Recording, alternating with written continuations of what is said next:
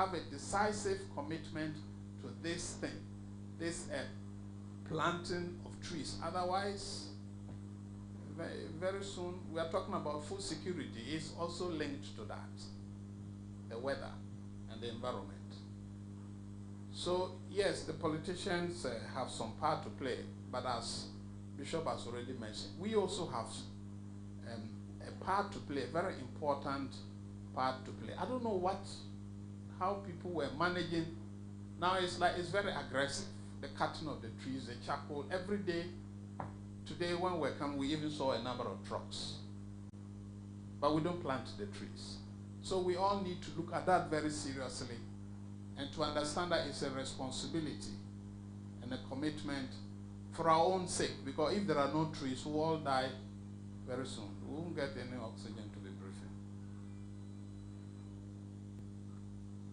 I'd like to make a contribution still on the decentralization that he just mentioned to us.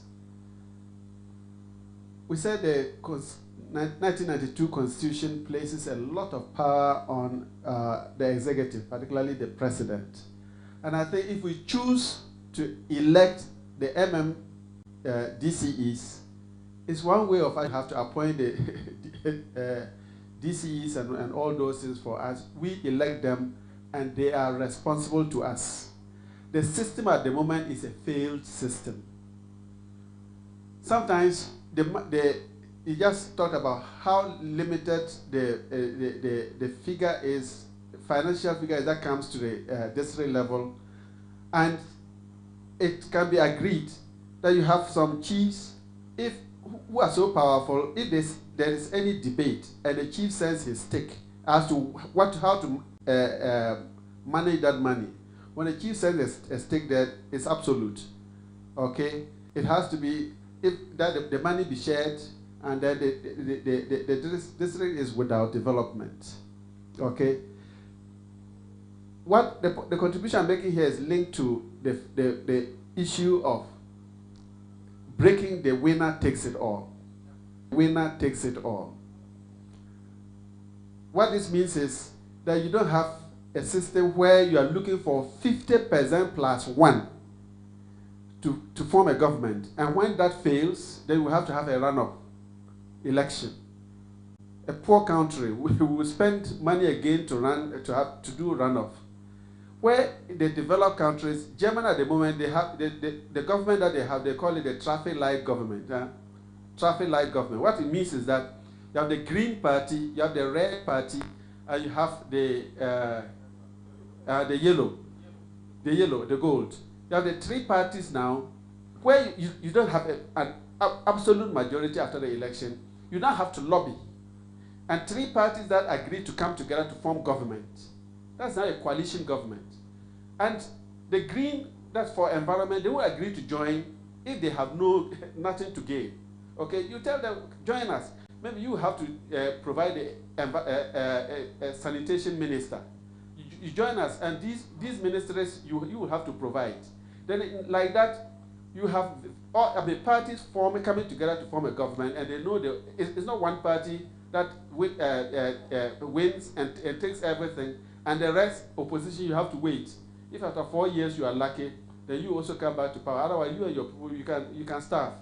But the winner has everything. So let us really think and push to have that we don't waste the meager resources we have doing runoff election. If we go once and no party has absolute majority, you now lobby with other parties that will agree to come along with you to form a coalition government. So that is the system we wanted to throw to the flag bearers to see what they think about it and how soon this can come to pass. Yes, Reverend Chairman, it's a very critical point. Thank you, Mr. Moderator. I think the issues we are talking about, they all boil down to our system of development in this country. We are the very people who initiate all the processes. You are talking of decentralization. Now everything has to be approved from Accra. if we are appointing our own teachers, Tamale Assembly can decide to pay the teachers differently from Kusegu. Yes, that's what they do at where they have proper decentralization. They have their own police force, they pay them differently. You go to the UK and that's what happens. So you don't wait for government to bring you money. You are talking of common fund. Where does it come from? We have houses here, nobody pays rent.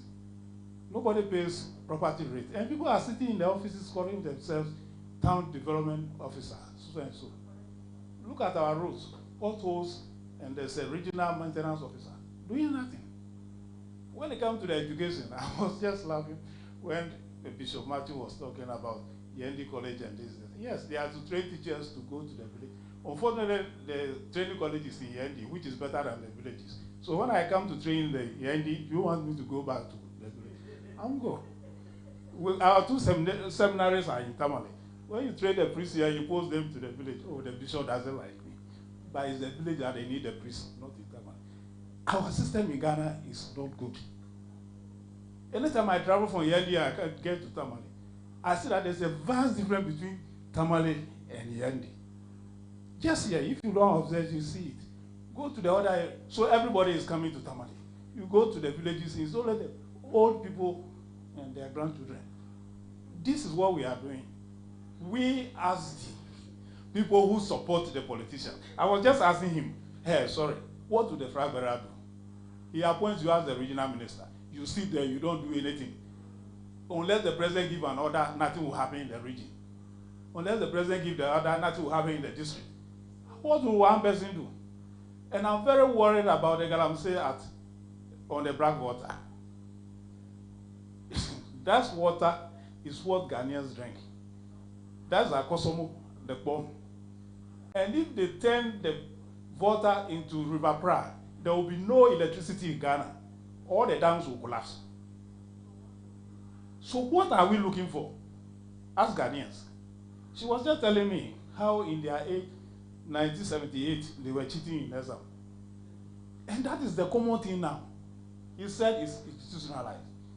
People will pay the vigilators not to help the student to cheat. So the guy cheats to get BECs, go to SSA, cheat to get A's, and become a medical doctor. He will cheat to kill the patient. Somebody is competing for a position. He is so qualified, but they will force and put him in the position because he's one of us. It's our son. It's this. What do you expect that person to do?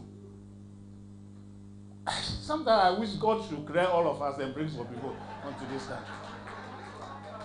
We are morally wrong in all that we do. And that is the problem here.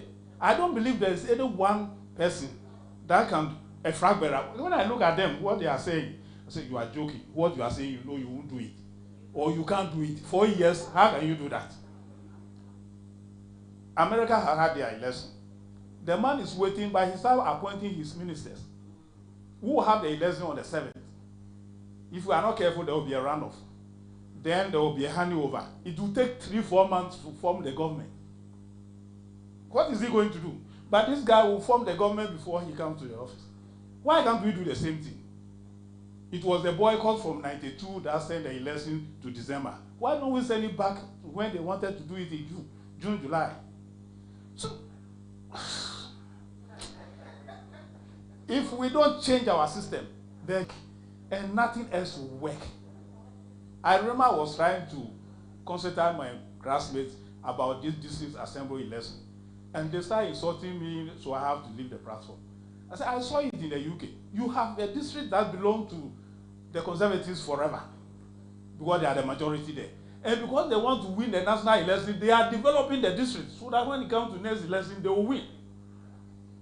Another district belongs to, how do you call it, Labour Party. They are always developing it so that they will keep winning. Here is the same person who, and somebody stands as the parliamentary candidate. You say he's not good, you won't vote for him or her. Their party will lose in the district. But when they win the national, that person becomes the DCE or MCE. What do you expect? When you know that this person cannot be our parliamentary candidate, now he's the chief executive for the district or the region. And we just go around worshiping everybody and nothing is working. Just asking, the people who are listening are not here. Why are they not implementing the review? I was just asking myself, why can't they change the election day from 7th December to early? So that you can do this, once you win, you set up your government. Right now, as Parliament is doing this, what do you call it? I don't know, chair. Musical chair, thank you. So there's no budget. They can't present any budget. So in January, there will be no salary for any government worker. You are saying, hey, they have not approved the budget. January, February, March, until the new government will approve a budget, what are we going to do? We are in serious chaos, but nobody, and you see our leaders, when they go and stand there, somebody was saying that the parliamentarians shouldn't go there at all. You see, right here. You see, right here, what you are saying. Unfortunately, if some bold guys are there, you hear that usual thing, all the parliamentarians should report to the nearest police station. Then that's a different thing. As it used to happen before, to bring some sort of discipline. So I don't know. We can talk here about what should be done. We know what should be done. Teacher will not go to the village to teach. So because of that, the medical doctor will also not go to the village because the family, when they are there, the children are not going to good school. And it's a chain reaction. But in the village, there's no light, there's no network. So I came to Bagabuga to be trained. I use light, I use network. Now you say I should go back to some village near Saboba where there's no light. Will I go? I use the priest one. You're a bishop, you have been posting them. Those who say you are wicked because you send them back to their village. But you don't need them in Victors or in Psalms. They come to train and go. But so our development, and if everything is Accra, Tema, Kumasi, or here, everything is in Tamale. When they were building this interchange, the first question I asked, why are you building a flyover in Tamale where a lot of the roads are not tarred? And observe something about the environment. The weather is becoming hazy. It is not dust coming from anywhere. Just one truck on the dusty road generates a lot of dust into the air. By next week, they will add the smoke because they will start burning the bush. And you see that we can't see anything here. And it will continue until the first rain comes before us. So if we don't change our attitudes, I think to close and go home. Thank you. Thank you very much, Prof. Yes.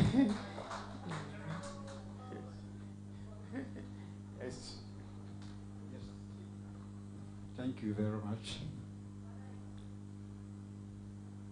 Thank you. Somebody has the... Yes. Is it our thinking that is not enough? Some people started thinking Socrates and co. before Jesus was born. And still what they have made, we are still using some of them. Look at this, when this sickness came, COVID. When COVID came, we were there when the government promised giving us free water, free light. They never mentioned payments. Until later, maybe somebody whispered in the president's ear, let them pay something. But they intended doing it free for us, for the citizenry. Later we have to pay, and we can't tell. You and I sitting here cannot tell how much we paid overall for the water and light that we used. But they have taken money. Most of the time, something will be started, like the distractions of the houses in Accra, where the cathedral was going to be built. Ghanaians say, please, we beg you. Ghana, can we measure the land, the free land we have? We cannot. Please go somewhere, get a land and build a cathedral. They say it is here that we want.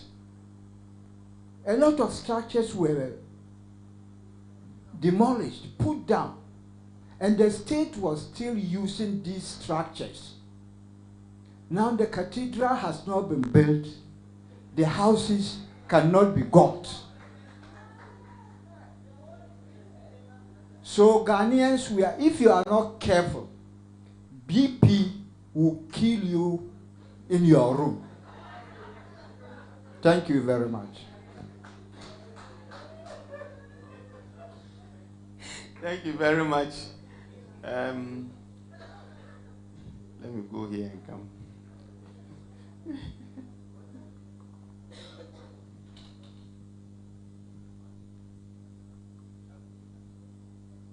No. My thing is on the environment.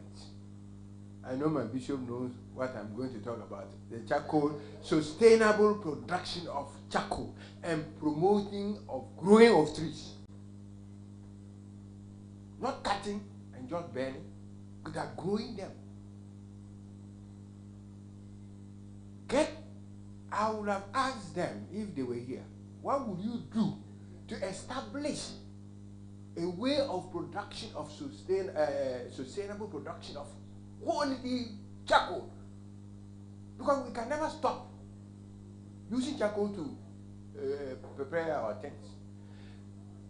What will you, as a flag bearer, help establish this sort of, or empower people to grow the trees and produce charcoal? And then employ people. It will take care of employment, because someone will be responsible for growing the trees, and when they grow, taking care of them.